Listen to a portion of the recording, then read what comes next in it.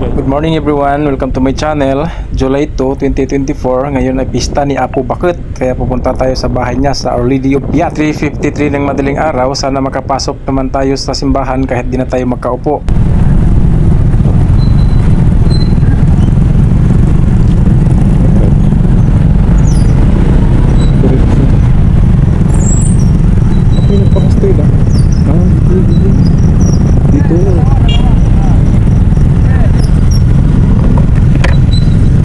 Tapos parking lang dito eh? Oo, dalawa. Parkingan lang dito. Oops. Ano?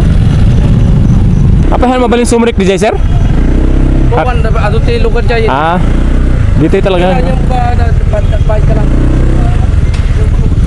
Ayun, isang oras din biyahe. Nakarating dito sa Our Lady of Piat para bumisita kin Apo Bakit.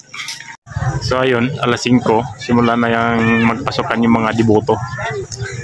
Ito karami yung manampalataya kini Apo Bakit.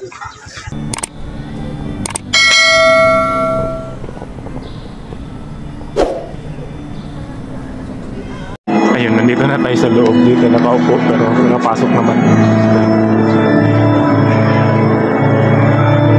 Ganyan karami ng mga dibuto.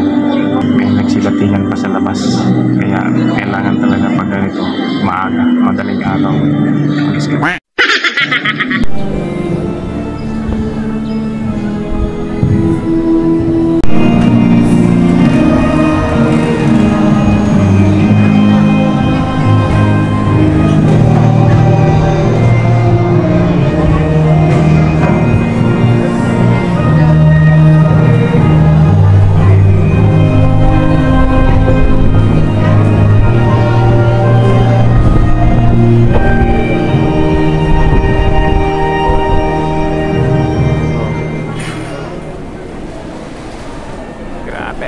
Tao di luar. Good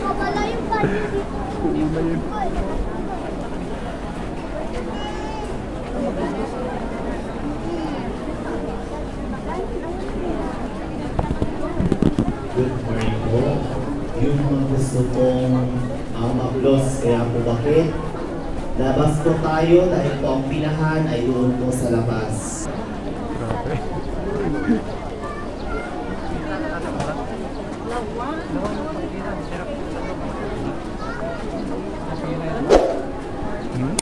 First mass aja niya. Ha? Kasi pinaka first mass 5:30. Tapos hindi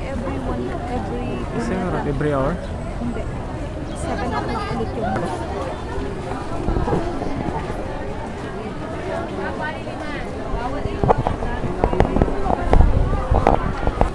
At ayun, nakalabas na kami ng simbahan at makikitang tuloy-tuloy pa rin ang dating ng mga tao para maghintay ng susunod na misa dahil maghapon daw tong misa ngayon at nagpapasalamat tayo at tayo yung maaga tayong nakapagsimba. Hindi ko sure kung first mass ba yung natin na namin, basta at least natapos na, pauwi na kami at ito nagtitingin-tingin na lang ng mga binibenta sa daan. Ayan, gusto nyo ng tabako meron dito. Saka kung ano-ano pa, di na lalayo sa ibang pista. Talagang maraming mabibili sa daanan. Magkano? Parot? Pares?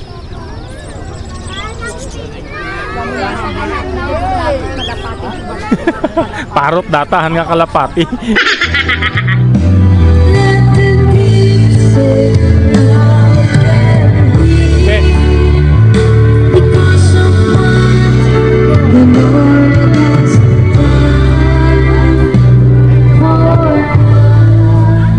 Let's go!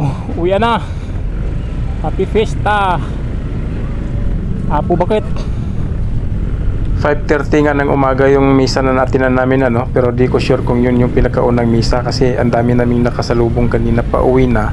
Papunta kami dito at ayan. Grabe! Tagsaan pa rin ng tao! Alright! Yan, naldawan kayo!